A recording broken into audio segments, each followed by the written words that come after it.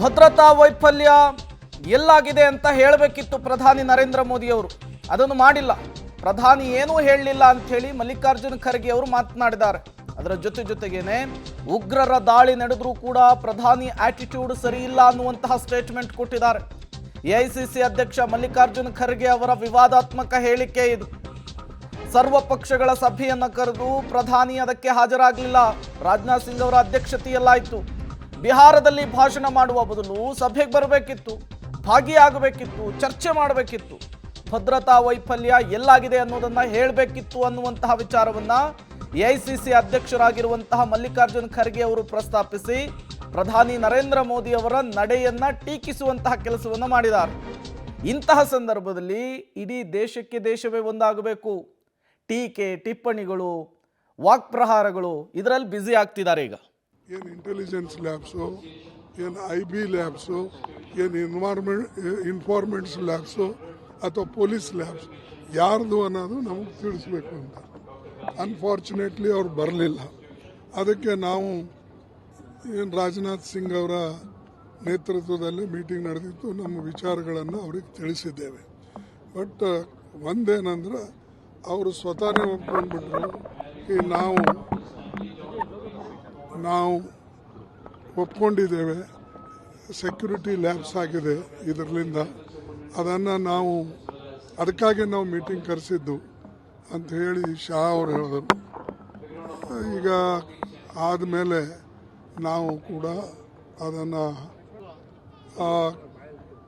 ಅದಕ್ಕಾಗಿ ನಾವು ಇವರಿಗೂ ಕೂಡ ಹೇಳಿದ್ದೇವೆ, ಶಾ ಅವರಿಗೂ ಹೇಳಿದ್ದೇವೆ.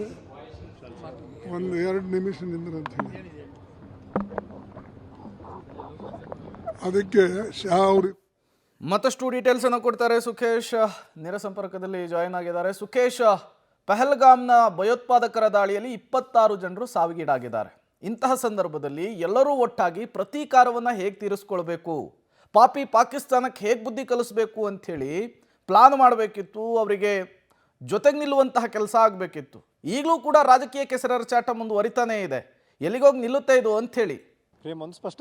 ಇಡೀ ಪ್ರಕರಣಕ್ಕೆ ಸಂಬಂಧಪಟ್ಟಾಗೆ ಸರ್ವಪಕ್ಷಗಳ ಸಭೆಯನ್ನು ಕರೆದಾಗ ಪ್ರಧಾನಿಯವರು ಇರಲಿಲ್ಲ ಅನ್ನುವಂಥ ವಿಚಾರಕ್ಕೆ ಅಸಮಾಧಾನ ಮತ್ತು ಆಕ್ರೋಶವನ್ನು ವ್ಯಕ್ತಪಡಿಸುವಂಥ ರಾಜ್ಯಸಭೆ ವಿಪಕ್ಷ ನಾಯಕರು ಕೂಡ ಆಗಿರ್ತಕ್ಕಂಥ ಮಲ್ಲಿಕಾರ್ಜುನ ಖರ್ಗೆ ಅವರು. ಅಂದರೆ ದೇಶದ ಭದ್ರತೆಯ ವಿಚಾರದಲ್ಲಿ ಪ್ರಧಾನಿಯವರು ಇರಬೇಕಿತ್ತು, ಅದು ಬಿಟ್ಟು ಚುನಾವಣಾ ರಾಜಕಾರಣದ ಪ್ರಚಾರಕ್ಕೆ ಹೋಗಿದ್ರು ಅನ್ನುವಂತಹ ಅಸಮಾಧಾನವನ್ನು ವ್ಯಕ್ತಪಡಿಸಿರುವಂಥದ್ದು. ಆದರೆ ವಿಪಕ್ಷಗಳಲ್ಲಿ ಸಭೆಯ ನಂತರದಲ್ಲಿ ನಾವು ಭದ್ರತೆಯಲ್ಲಿ ವಿಫಲರಾಗಿದ್ದೀವಿ ಅನ್ನೋದನ್ನ ಸರ್ಕಾರ ಒಪ್ಕೊಳ್ಳುತ್ತೆ. ಆದರೆ ಯಾವ ಕಾರಣಕ್ಕಾಯಿತು, ಏನಾಯಿತು ಅನ್ನೋದ್ರ ಬಗ್ಗೆ ಯಾವುದೇ ಸ್ಪಷ್ಟನೆಯನ್ನು ಕೂಡ ಸರ್ವಪಕ್ಷಗಳ ಸಭೆಯಲ್ಲಿ ಕೊಟ್ಟಿಲ್ಲ ಅನ್ನುವಂಥದ್ದು ಮಲ್ಲಿಕಾರ್ಜುನ ಖರ್ಗೆ ಅವರ ಅಸಮಾಧಾನಕ್ಕೆ ಕಾರಣವಾಗಿರುವಂಥದ್ದು. ಹಾಗಾಗಿ ದೇಶದ ಭದ್ರತೆಯ ವಿಚಾರದಲ್ಲಿ ಅಥವಾ ಆಗಿರುವಂಥ ಘಟನೆಯನ್ನು ಖಂಡಿಸುವ ಅಥವಾ ಮುಂದಿನ ನಿರ್ಣಯ ಕೈಗೊಳ್ಳುವ ವಿಚಾರದಲ್ಲಿ ಸರ್ವಪಕ್ಷ ಸಭೆಯನ್ನು ಕರೆದು ಕೂಡ ಸರಿಯಾದ ಮಾಹಿತಿಯನ್ನು ಕೊಡಲಿಲ್ಲ ಅನ್ನುವಂಥ ಅಸಮಾಧಾನವನ್ನು ಮಲ್ಲಿಕಾರ್ಜುನ ಖರ್ಗೆ ಅವರು ವ್ಯಕ್ತಪಡಿಸಿರುವಂಥದ್ದು. ಪ್ರೇಮ್, ಸುಖೇಶ್, ಭಿನ್ನಾಭಿಪ್ರಾಯಗಳು ಏನೇ ಇರಬಹುದು, ಏನೇ ಸಿಟ್ಟಿರಬಹುದು, ಬಟ್ ಅದನ್ನು ತೋರಿಸ್ಕೊಳ್ಳೋದಕ್ಕೆ ಇನ್ನೂ ಬೇಕಾದಷ್ಟು ಸಮಯ ಇದೆ.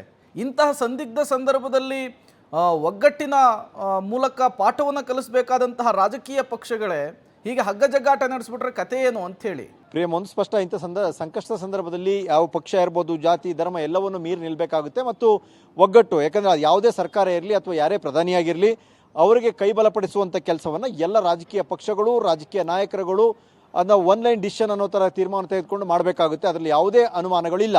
ಹಾಗಾಗಿ ಕೇಂದ್ರವು ಕೂಡ ಅಷ್ಟೇ ವಿಶ್ವಾಸಕ್ಕೆ ತೆಗೆದುಕೊಳ್ಬೇಕು ಅನ್ನುವಂತಹ ಒತ್ತಾಯ ಅಥವಾ ಒತ್ತಡವನ್ನು ಕೂಡ ಅವ್ರು ಮಾಡ್ತಾ ಇರ್ಬೋದು. ಆದರೆ ಅವು ಯಾವುದಕ್ಕೂ ಇದು ಸಮಯವೂ ಕೂಡ ಅಲ್ಲ. ಯಾಕಂದರೆ ಕೇಂದ್ರ ಸರ್ಕಾರ ತೆಗೆದುಕೊಳ್ಳಬಹುದಂಥ ಯಾವುದೇ ತೀರ್ಮಾನಕ್ಕೆ ಬೆಂಬಲಿಸಬೇಕಾಗಿರುವಂಥದ್ದು ಎಲ್ಲರ ಕರ್ತವ್ಯ ಕೂಡ. ಪ್ರೇಮ್, ಥ್ಯಾಂಕ್ ಯು ಸುಖೇಶ್ ತಮ್ಮೆಲ್ಲ ಮಾಹಿತಿಗಾಗಿ.